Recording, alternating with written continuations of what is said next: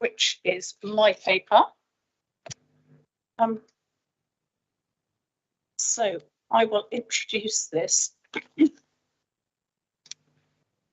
Members of the executive, since the council declared a housing crisis in September 2021, there's been a regular standing item on this committee agenda, setting out the actions we're taking to tackle it. So far, we have started on site at St Anne's Chapel, building new affordable housing for local people. We're in the process of purchasing 2 of the 4 properties out of our Housing First model for rough sleepers. We've developed a new 5-year homeless strategy, and to make best use of stock, we've introduced one of the most generous downsizing payments in the country. We've launched the Step On pilot scheme, and we continue to prevent homelessness wherever possible, keeping stays in temporary accommodation to an absolute minimum. We are implementing the Homes for Ukraine scheme, supporting rough sleepers, and we're supporting gypsies, travellers and caravan dwellers. We're challenging developers on their affordable housing contributions and supporting neighbourhood groups, CLTs and registered providers bring forward much needed affordable housing in our area. And I must say the numbers on that are really encouraging. We've so far done this with no additional resource. This paper is a request to use funding and increase the budget so that our aspirations and ambitions in tackling the housing crisis are matched with the staff required to get it done. We're putting our money where our mouth is and doubling the size of our housing delivery team. These posts are instrumental in accelerating planning and affordable-led sites to bring forward development on sites we own and to take forward a strategic partnership with a registered provider to joint venture on affordable housing projects. All the while, we should be compiling a solid evidence base of where and what the need is. Members, I ask you to support these recommendations and further demonstrate our commitment to confront head-on the housing crisis affecting our residents. Are there any questions? First of all, from the executive. No? From members? In that case, I'll propose the recommendations that you have before you. Thank you. And we'll pass on to the debate. Is there anything any members of the executive wish to say on this paper? Yes, Councillor Hopwood. Thank you, Leader. I think it's just it's another really good news story for this council. I think when we say we declared a housing crisis in 2021, we've always known that there's been a housing crisis, but we've made it official. And I think we are doing exactly as you say as a council. We are putting our money where our mouth is, doubling up on the staff, putting money into it. And moving forward, I think South Hams can be a real role model for other councils, showing how we are looking to tackle the housing crisis within the South Hams. I don't think we have all the answers. I don't think anybody's got all the answers, but we're certainly going a long way to helping those who are in need. Thank you. Thank you. I think this is an opportune moment to thank the housing team for all the hard work they do, and to recognise that they haven't been struggling. I don't think that's the right word, but I think they all recognise that they haven't been doing all the work they could have been doing to help the housing crisis, because there just wasn't the capacity, and this should give them the extra capacity, particularly on the housing delivery side, to bring forward the initiatives we need to help solve part of the problems in the crisis, though I don't think we can solve it all ourselves. Right, is there any members? Anybody want to make any comments? No, we've got nobody dialing in from outside who wants to comment. So in that case, we'll go for the vote on the recommendations. Members, are you content with those recommendations? That's unanimous. Thank you, Leader. Thank you very much, everybody. So the next paper is the council tax rebate discretionary scheme. Councillor Hopwood. Thank you, Leader. The aim of this report is to enable this executive to make a decision on the discretionary element of the government's council tax rebate scheme. We have been awarded £73,700 of discretionary funding to support households who are in need but are not eligible for the main £150 council tax rebate scheme. As at the 13th of May this year, the council has paid 19,576 households out of the 21,316 eligible direct debit payers, which is a remarkable achievement, seeing as some councils haven't even started the system, started paying out money. And I have been told recently of one council a long way from here that has no intention of starting before September. So I think all credit to the council for that. This is in fact due to the flexibility built into the IT of the Revs and Bends section to be, and for officers to be proactive rather than reactive to a situation, and is a real credit to all the officers involved. There are about 5,700 households who do not pay by direct debit and have not yet filled in a claim form, but who do qualify in bands A to D. The council will over the coming weeks be contacting these households, offering payment via the post office. The online form is available to fill out, but in the next couple of weeks, eligible residents will receive a letter from this council explaining that we will be using the post office voucher scheme to pay them their £150. The post office will issue the voucher, which is basically a letter with a barcode. The letter explains what they need to do to cash the voucher. The residents will be able to take the voucher to any post office along with one form of ID and their council tax bill to cash it in. Once the letter goes out, the online form will no longer be available. Again, this will help those residents who may not have a bank account or don't want the £150 to go into a bank account. It will also help support local post office. All that I've mentioned above is for residents who qualify automatically within bands A to D for the £150. What about those who are working on low income and have limited or no access to benefits and do not qualify for the £150 automatically? The main purpose of this report is to agree a council tax rebate discretionary policy, and will be distributed in two phases. And as we cannot quantify the amount of applicants, we will look at phase 2 after phase 1 is completed. Phase 1 will be as outlined in 3.3.1, 3.3.2 and 3.3.3 of the report, and the criteria 1 will be a one-off payment of £150 to any household who resides in a dwelling band E to H and who is currently receives a council tax reduction. Criteria would be when the householder is liable for all bills except the council tax, and the council tax is paid by the owner of the property. This includes residents living in houses with maybe multiple occupancy or someone under 18. Criteria 3 would be those residing in Band E to H who are not in receipt of a council tax reduction and have no more capital than £6,000, and there is their weekly net income is as set out in 3.3.3 of the report. In July 2022, we will review the amount of money paid out and set phase 2 dependent on money left from the allocated fund. With the cost of living crisis getting worse each week for many of our residents, I thought it important to set out what other schemes this council operates to help those in need and ask the exec to endorse them. By doing this, we can then make sure that all local groups, such as the CVS and CAB and other voluntary groups, know about the schemes to inform residents who may go to them for help and advice. In Appendix C, schemes are set out that are available to help. These include the existing council tax support scheme, the existing housing payment scheme, and the exceptional hardship scheme. And lastly, the household support fund. I will not go into detail on them individually, but there is help out there for residents, and hopefully by reminding those who help our most vulnerable, they can in turn help them to access more financial help. Times are hard, and they are hard for most of us.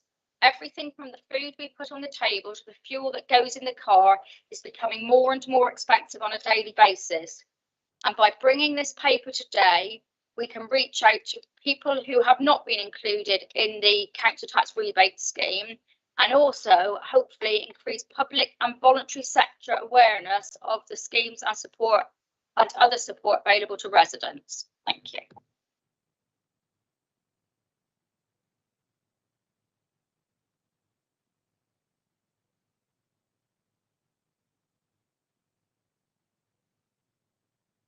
Sorry, I should have put my microphone on, but Councillor Baldry.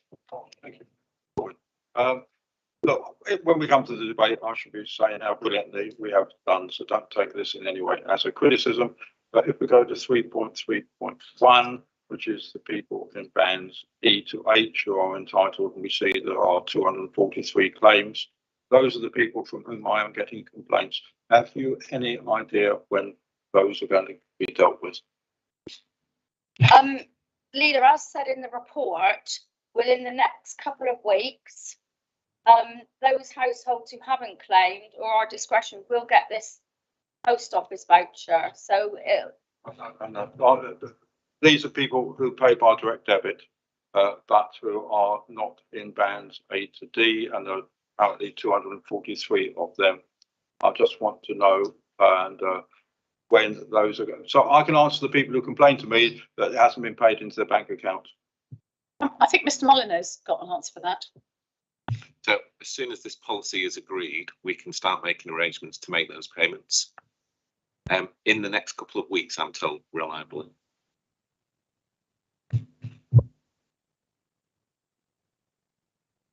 Boy, Leader, it is one persistent person who nags me all the time. When am I getting my 150 quid?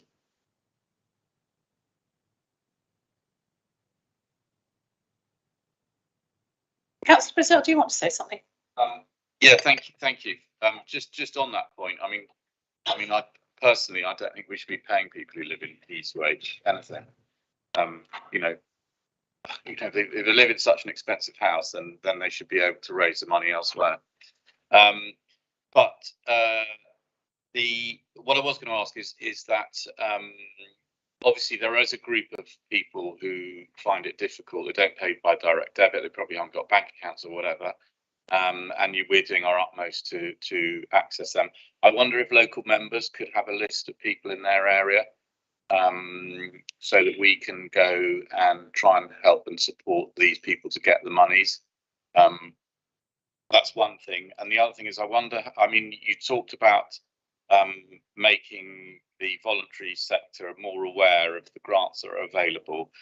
Could you just give us a flavour of, for example, we have the Kingsbridge Food Bank. Could you just give us a flavour of what kind of liaison that we're having or interaction that we're having with these voluntary groups? Thank you. I'll park that just for a second. Ask Councillor Hawkins what he wanted to ask, and then we'll get officers to answer the questions altogether.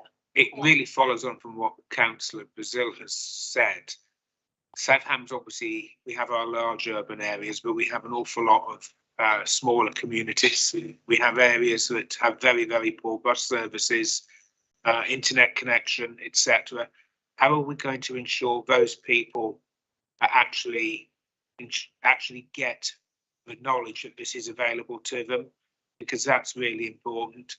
And are we going to? Oh, it's going to be a letter, but some people still might be missed by that letter because some people no. Okay, that's fine. I'm assured that it isn't going to be the case. Reply to that. Councillor Hotwood will reply. Councillor Hawkins, seeing your name is the second name on this report, I'm surprised you're asking those questions. So I won't be answering them because you should know the answers. I was raising it because obviously this is a public meeting and those people out there might want to know to help assist those families and residents that are.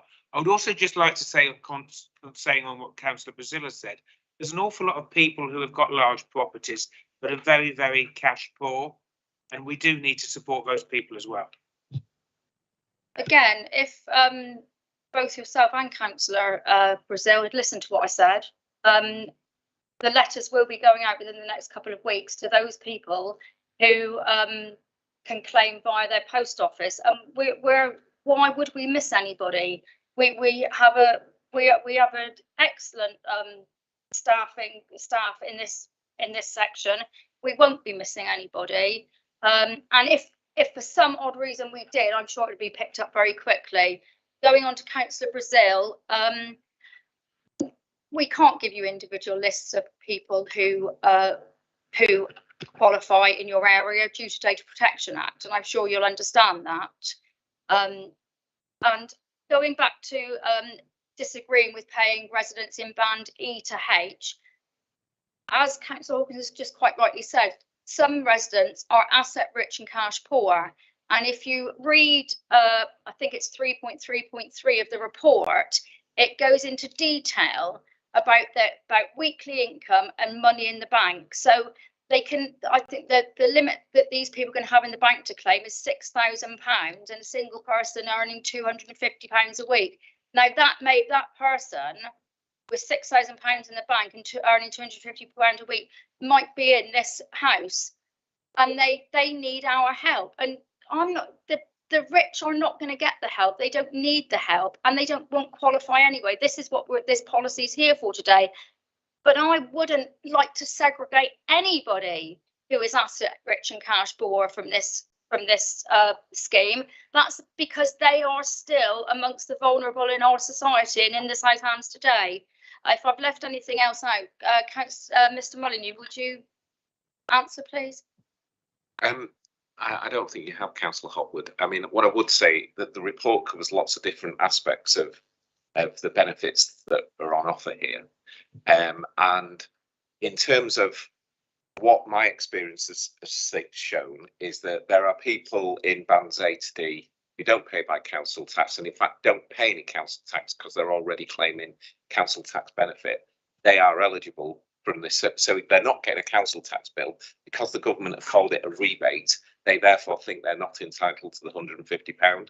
So the letter from the post office is going to tackle those people to make sure they get it, even though they don't think they can claim for it. So that's that element. The discretionary element, I think, is probably the one where we will be doing quite a lot of social media, getting out to the towns and parishes that people are available. We have a vulnerability officer who works with the food banks, Rachel Underwood, and we are also looking to give some of the funding from the HFS fund to things like the food banks and so on. So we will be looking at this, and we've got, I think, a reasonable arsenal of funds to try and help people, and we do. I think we've been really successful at helping people. I think the issue is that residents, it's complex from a resident perspective, and making sure that we get the message out there that we have funds available to help people is the most important bit. Thank you very much. Is this a further question, Councillor Brazil? Well, it was just a sort of comeback, really. if I may. Just Yeah, well, shall we get the recommendations? okay. Well, I mean, I can come in. Let's during get the debate, yeah. recommendations proposed first, and then we'll go into the debate, and you can come back then.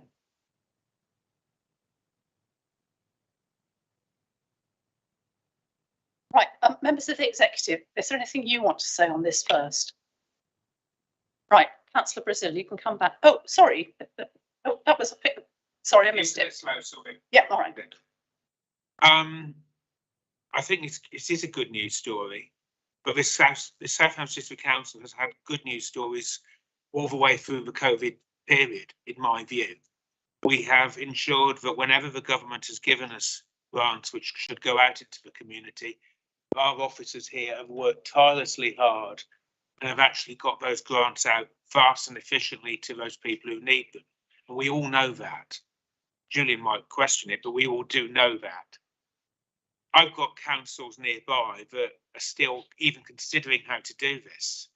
And so it is a good news story, and we've got to ensure that these people are helped and protected in whatever way we possibly can. There are an awful lot of people out there that do need our support and help. We've seen that during the COVID period. We've seen and worked closely with partners in our communities, voluntary groups, to get these grants out as well. But I just want to ensure that it is clear and open, so all of those people that really do need it are actually getting it, because sometimes, I know what Nikki, as Councillor Hopwood has said, but sometimes people do miss it. And those are the really important ones to get to, because they probably are in an awful lot of problems. And I know that we'll do our best to get that to them. I know that. Councillor Baldry. Thank you. Thank you, Leader. We're getting involved in sidelines here. It seems to me the guidance for this has come from the Secretary of State. It's going to be funded by the Secretary of State, whatever money we give out, as I understand it. But let's stick to, I think, the important point in the paper is that this district council has been very successful in getting the money out and into people's bank accounts for the vast majority already. We are a long way ahead of many other authorities, including ones near to here. And let's sit back and congratulate the officers for what they have achieved. Well said, Councillor Baldry. I've got a bit more to say on that in a moment. Now, Councillor Brazil, you wanted to come back. Yeah, no, thank you. And yeah, no, I fully endorse it. I mean, I do think we've been excellent about getting the money out. I've never criticised the council for that. There are plenty of other things I might have done. I haven't. Just to say on this data protection, I'm sorry, I don't get it. We know, because every single person who lives in a house from A to D gets 150 quid. Some of them haven't claimed for whatever reasons. And as we quite rightly point out, these are not people who easily come to. They may even find themselves intimidated by a letter from the district council. They may not even be able to read. They may not want to read it. These are the most vulnerable and in many cases very dysfunctional individuals. And that I think that as local members, if we've got an opportunity of giving them some funding, I think that we should be in a position to support and help them. I don't see it as any breach of data protection whatsoever. You know, everyone's entitled to it, and all we're doing is trying to make sure they get it. This GDPR, I mean, it's thrown up so many times. You know, just as a sort of knee-jerk reaction from the council to prevent elected members doing their job, which is trying to support their communities and their vulnerable people within those communities. So, you know, I think we should think again on that. Councillor Brazil, can I remind you that GDPR was as a result of the European Union imposing it upon us, and you, I believe, were not a Brexiteer. But I'm going to bring in Mr. Molyneux to help out on that, please. Thank you, Leader. So I think what we'll do, Councillor Brazil, is we'll go away and see if we can use the data. I mean, going back to your statement about GDPR being to stop councillors doing their job. GDPR is to protect individuals' data. So just to be clear, we're not trying to stop councillors doing their job. We are protecting individuals' data that they have to consent where we can give it. But we will ask the question and I will come back to you outside of the meeting and let you know whether that's possible or not. If not, why not? Councillor Hopwood. Thank you, Leader. Mr. Mullen, you don't need to send me a list of residents in my ward that are vulnerable if it does come through that we can use a list, because I know the vulnerable residents in my ward, and I will be going to them anyway to make sure that they have been able to read the letter or claim the money or whatever. So to have a list, thank you, but for my ward I won't need one. And it's a shame, Councillor Brazil, that you feel you need a list and that you don't know the most vulnerable in your ward. I presume that's a joke, but I'll let it go.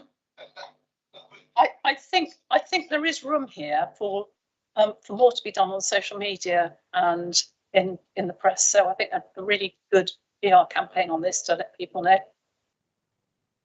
It's just been pointed out to me. I missed an important point. So those people. So we're talking about the main scheme here, not the discretionary scheme. So those people that don't claim their voucher when we send it out, we will, at the end of, I think we've said August, beginning of September, if they've still not claimed the £150, we will put that as a credit on their council tax bill. So that the fail safe is that we're giving people the opportunity to claim online. Those people that don't claim online, we're sending in the post. And then the final bit is those people that still don't respond and still haven't claimed, we will credit their council tax account by £150. So we've covered pretty much everyone who is eligible for the main scheme.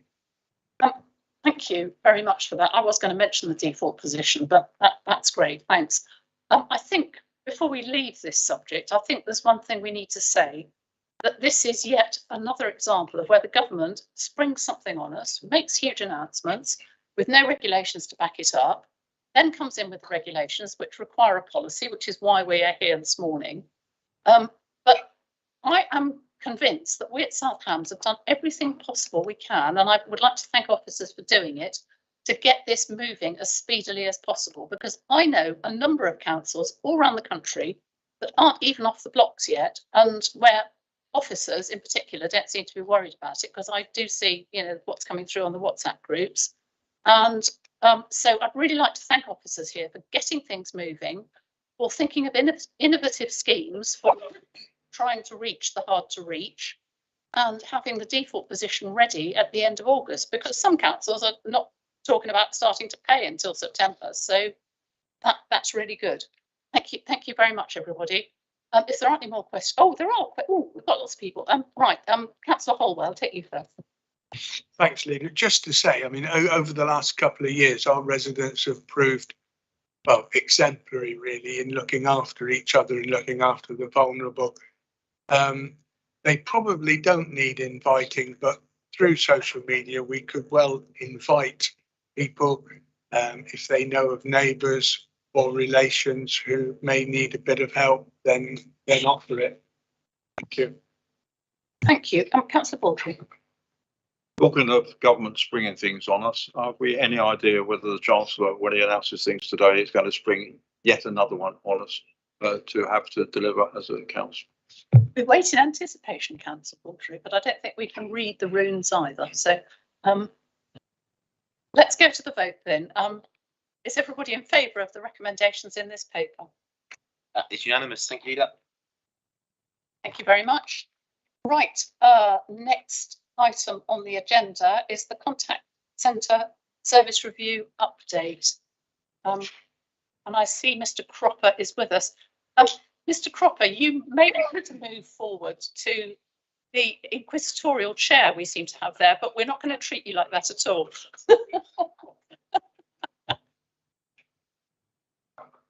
Yes. There are no shackles on the arms of the chair. Right, Councillor Hopwood, would you like to introduce this paper? Thank you, Leader. The contact centre has undergone a review at the request of overview and scrutiny, and I'm fully supportive of this, as the service has not been looked at in depth since pre-T18. The contact centre is at the forefront of the thematic delivery plan of this council within delivering quality council services, and plays a key part in the overall customer access strategy. It has always been my aim that customers can contact the council by whatever means they choose. And whilst it is preferable for residents to use our online services, if they choose to phone, then the call should be dealt with efficiently, which means ongoing training for members of the team. Also, it would be nice to see staff want to stay within the centre once trained and not use it as a stepping stone into other council services. Our contact centre staff are our very first point of contact for those choosing to phone and are so important to this council with their endless knowledge on so many subjects. And for that, I thank them for the professionalism in answering all calls, including at times challenging ones.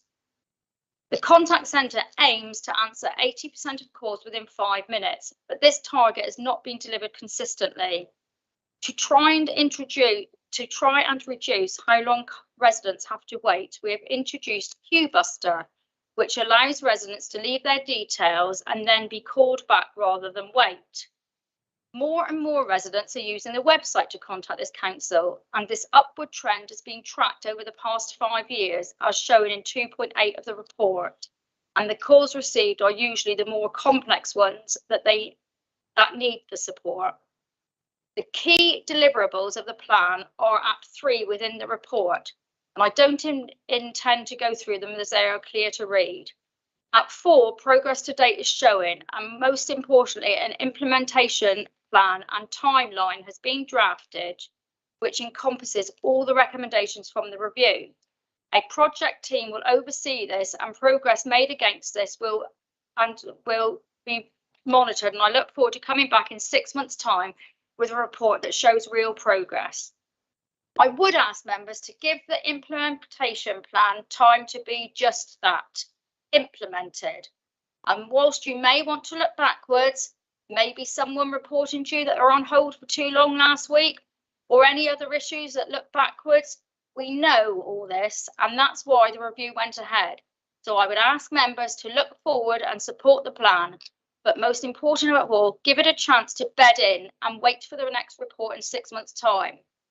At that point, if the improvements are not working and the project team is not satisfied, I would then be interested in your experiences, good or not so good, between now and then. Thank you, Leader. Thank you very much, Councillor Hopwood. Anybody on the executive got any questions on this paper? I think it's fairly straightforward and self-explanatory. Right, Councillor Hopwood, with any other members? Any questions? No? Thank you.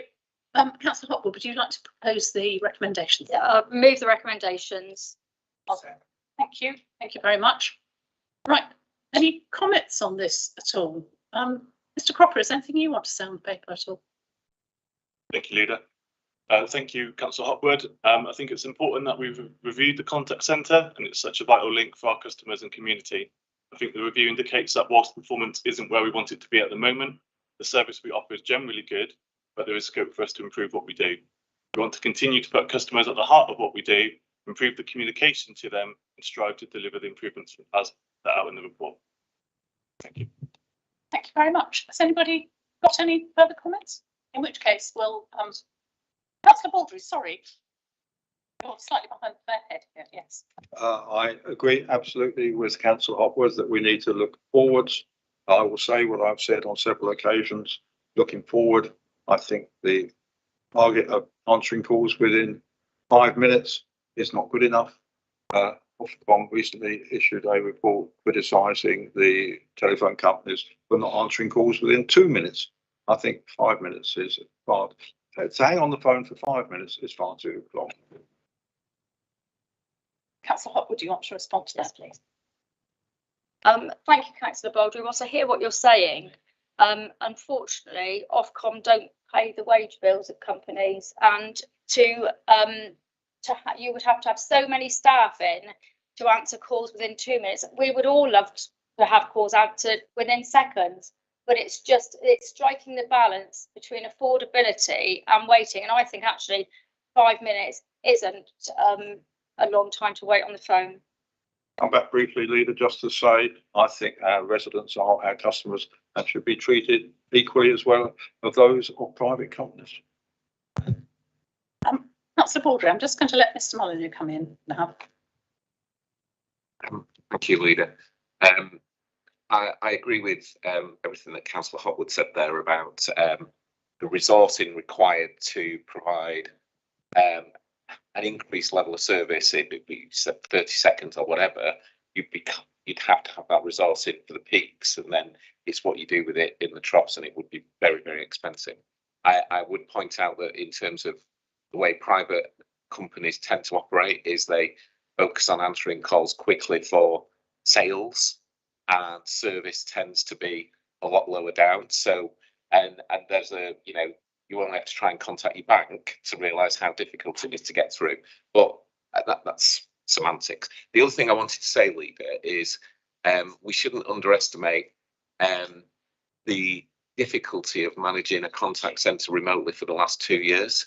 In terms of the one thing that my observation that has affected the council and particularly the contact centre is the fact that there isn't that knowledge sharing. So it's been really difficult, and I think the contact centre staff have done a really good job in very difficult circumstances, sat in individual by themselves, answering calls and trying to get that knowledge and learning, which is what we need to improve customer service, has been a real challenge. So I think this is a really opportune time to really look at driving those improvements, and I think it's an excellent start.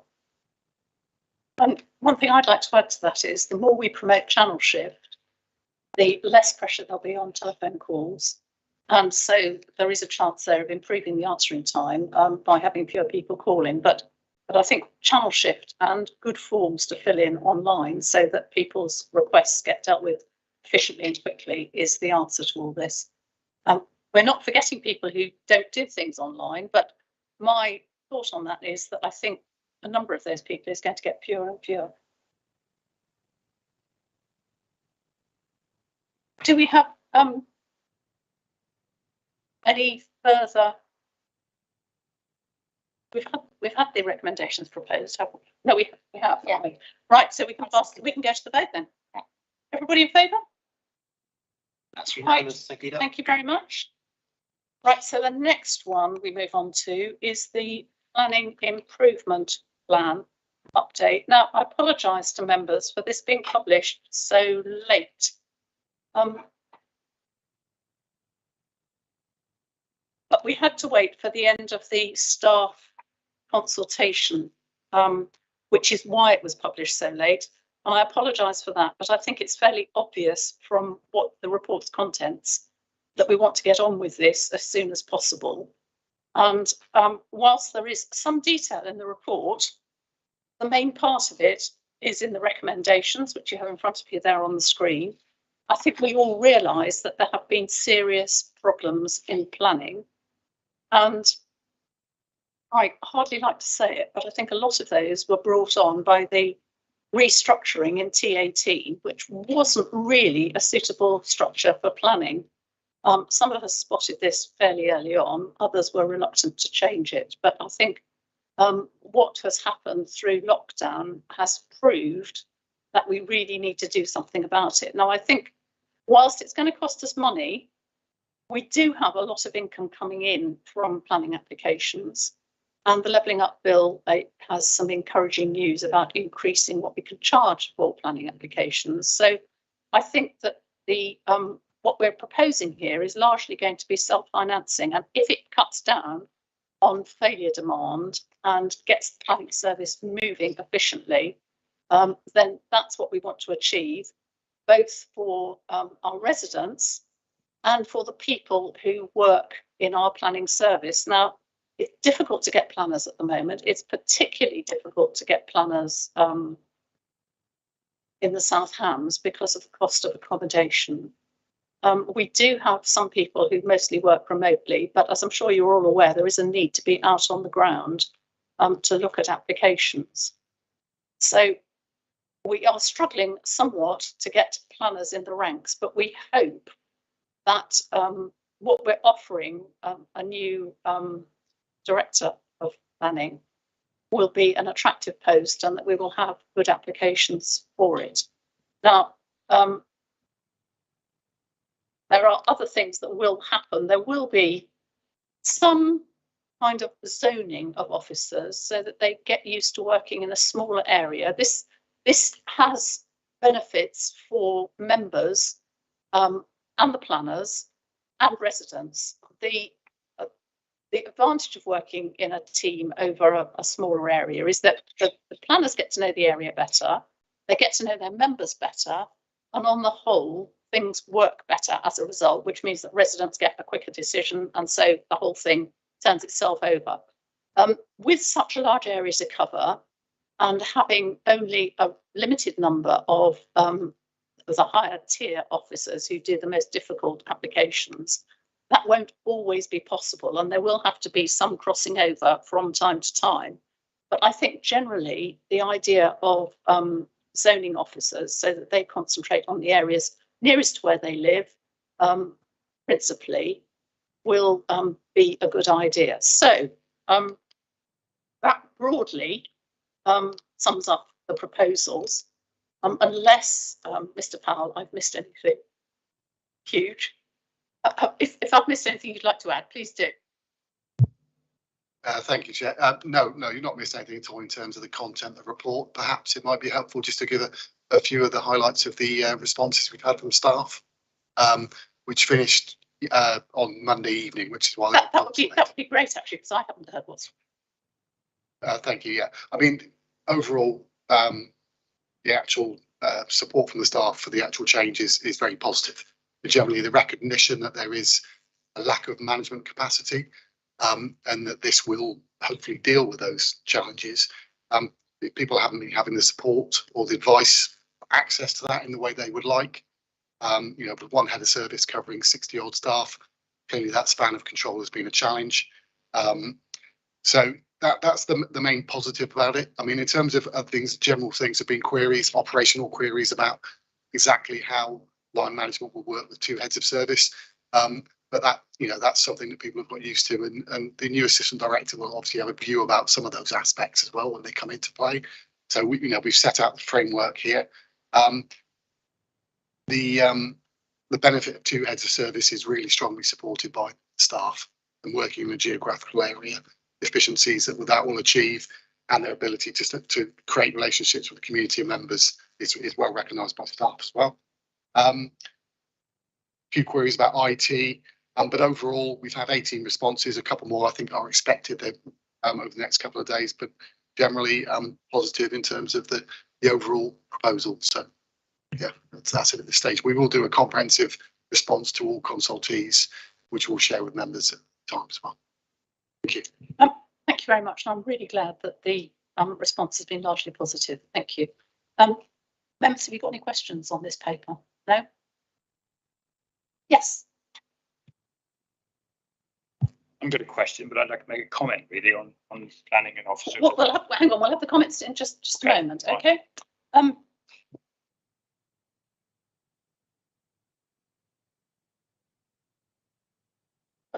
proposing the recommendations on the screen there, so now we can pass into the debate. Do I need a seconder, please? Thank you, Councillor Holloway.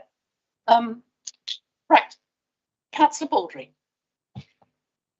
Thank you, Leader. I look forward to seeing the results of this. I must be very unfortunate because the members of staff who contacted me are in the minority and not at all happy about the structure, but it's the nature of things. People are happier to complain than they are to accept. I've been on this council too long, I think, Leader, because this is the third restructuring of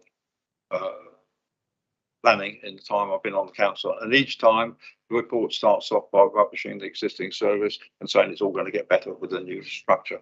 I would like something in here based on that, Leader, which says we're going to introduce this, but then we are going to review whether it is successful or not, and we need a date when that review will come back to this executive. Because the planning service at the moment does need an improvement, and let's hope that the service gets better as a result of this. But I don't think you can just introduce it without an agreed date for a review. Councillor Baldry, I'll give you a two-part answer to that. First of all, this now will look like a planning department that I recognise looking like a planning department. That's the first thing. And secondly, yes, of course, we'd be happy to have a review, but I don't think there'll be any point in having a review until 6 months after the new assistant director has been appointed and the thing has had time to work through the system. So that's my 2-point answer to you. But Well, If can we anybody put that came into the council, they would recognise this as looking like our planning department ought to be I'm organised. not arguing about that. Can we put into the recommendations that it will be reviewed 6 months after the appointment of the new director? I'd be happy to have that recommendation in. Is everybody else happy with it? Yep, okay.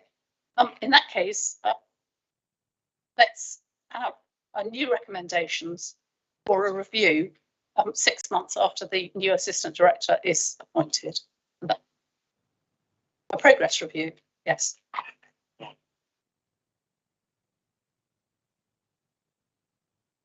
Yeah, thank you.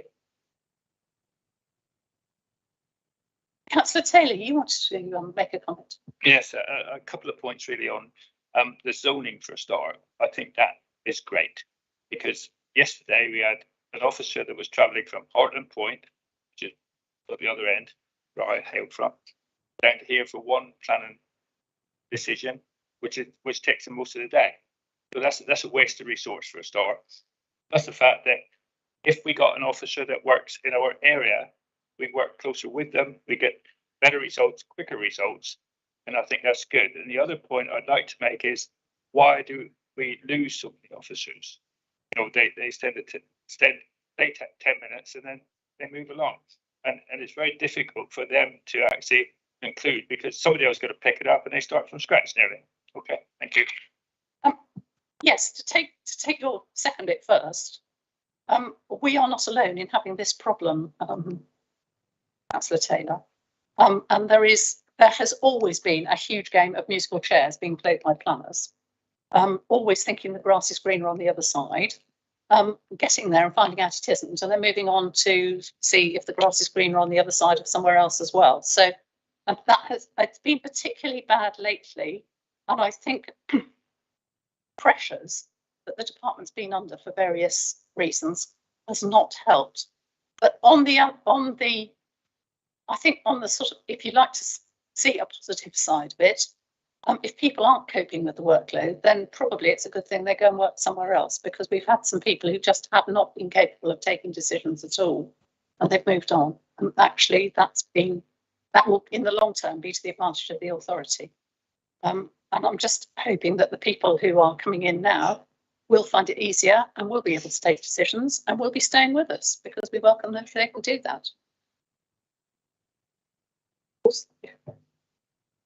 Thank you, Leila. If I could just add, it's a very strong focus within this report and indeed across the council in terms of strengthening our capacity around management and leadership as well, Councillor Taylor. So very strong emphasis will be around supporting staff, making sure that the more experienced staff within the team provide coaching and mentoring to more junior staff, with a view to ensuring that they get the support they need. So we're well aware of the pressures that the team is working under. The structural solution here is part of that, but a big part of it is management, leadership, support, training and development.